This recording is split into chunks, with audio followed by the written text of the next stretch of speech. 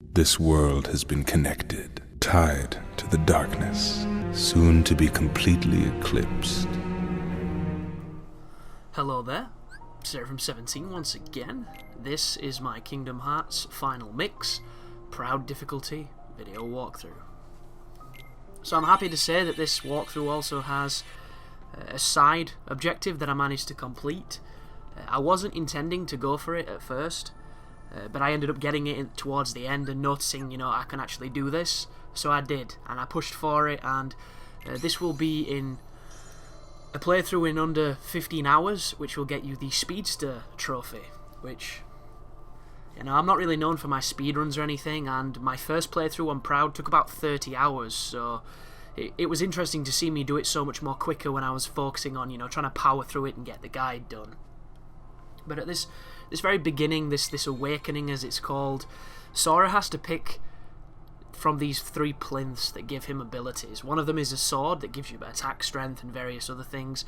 One is a shield which gives him better defense and various other things.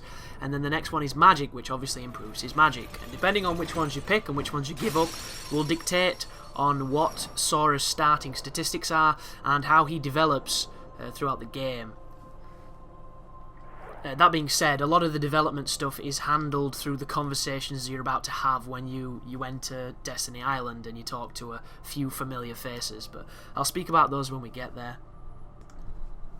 So, at the very beginning, there's a lot of tutorial stuff, and you'll also notice that some of the aspect ratio is a little bit off, and that is my bad, that guys. When it tells you to do the safe margins at the beginning of the game, I did them incorrectly.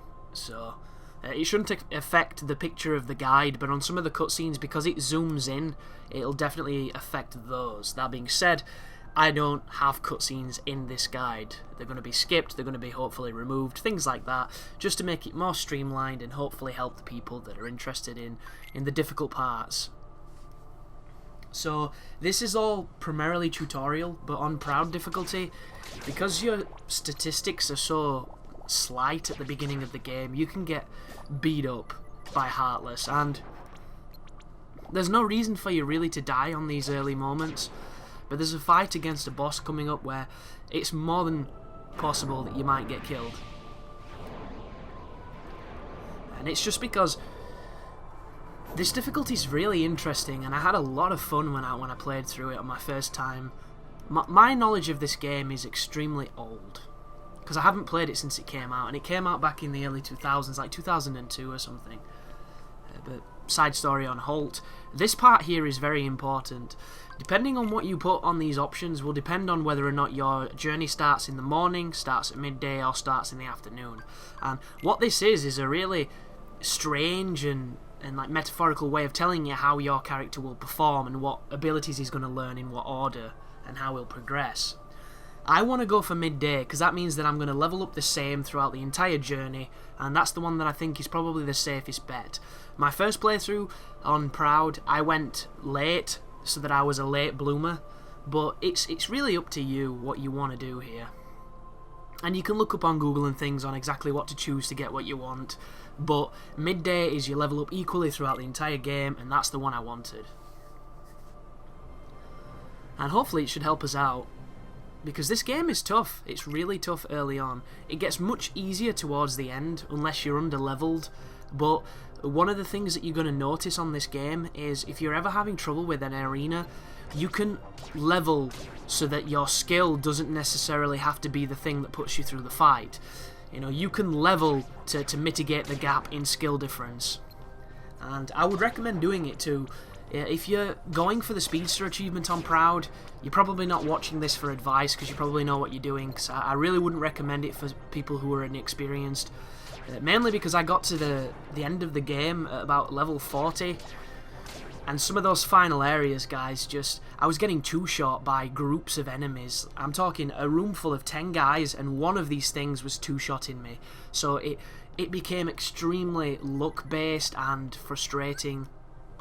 And I do have quite a lot of knowledge of the game, but as I've said, it's atrophied over time, so a lot of the strategies I used to have, I didn't really remember so much of them, so I was kind of making it up as I go along, and I was having difficulty, and one of the things that went against me the most is I remembered watching speedruns when I was younger and watching people do these specific techniques to do certain areas really quickly, and I still remember some of them, and when I tried them on this, it just wasn't the same. It wasn't working, and it was a little bit disheartening. And then, you know, some of the differences where the checkpointing systems and the things that have aged the worst from this game's, you know, original release, all of it kind of combines to the end of the game when you're at a lowish level can be quite challenging, and a lot of the times I don't think skill can make up for it. I mean, don't get me wrong, if you're fantastic at Kingdom Hearts, which I think is really difficult to do, but it can be done because there are plenty of videos of people doing no damage and things. You know, you can get through if you have that knowledge and you have that skill, but for the most, it almost feels like it doesn't really make a difference, especially with how quickly you can die. And you're going to see that in these early sections. But on the original Kingdom Hearts, the one that I played to death back when I was in like secondary school, the hardest difficulty was, I believe, Expert on the original version. And it was pretty tough. I remember it being tough. Maybe I was young and just bad, but Proud is so much harder. Like, I don't remember ever dying as much as I did on my first playthrough, and I streamed a little bit of it on a terrible stream of, you know, frame drops aplenty, but some people got to see me, you know, getting beat up, because trying to learn how to play a game you haven't played for 10 years is interesting, guys, and I recommend doing it because it's a very humbling experience. But this fight here, the chest explosions that he's doing there, those little blasts, they're going to home in and lock onto you. If you know the timing and you're extremely good / patient with the camera, you can hit them back or you can tech point off them. I don't know if you can do it in this fight, because you might not. I assume you can, because you can do it from the beginning. If they hit you, they can do a lot of damage, and all you want to do is watch for the attack. That right there, if it's a specific punch into the ground, it releases a shockwave that you want to jump over. If you start getting low on life like I am right now, the game will tell you, which is something I hate and I wish you could turn off. But you can kill the Heartless and they will drop hearts for you. They'll drop little bits of health. And I do have a potion, because the game gives you one at the beginning, and I do use it. And it's actually quite an interesting notion, because when I was first playing, I didn't really want to use items. I wanted to try and use as little items as possible. But then I realised that the items are a large part of the game. Especially if you want to do very specific things, like certain bosses can be beaten very quickly if you just spam ethers, or ethers as some people call it, ether, ether, it's all preference, guys. And if you do that, you can do some of the more powerful moves that take up a lot of MP. And you can just keep chugging them going into these big moves, and you can kill some bosses super quickly. So sometimes a super aggressive attack can be the best choice of attack. It might not be the cleanest and you might be healing quite a lot, but you can definitely get that done. And that's something you're going to see towards the end of the game, because for the most, I'm going to try and show you how to evade things. I'm going to tell you strategies that can get you through that are slightly slower or slightly more methodical or patient, but we'll soon see anyhow. So thank you for watching. I hope you're excited for this one as much as I am, and you take care now.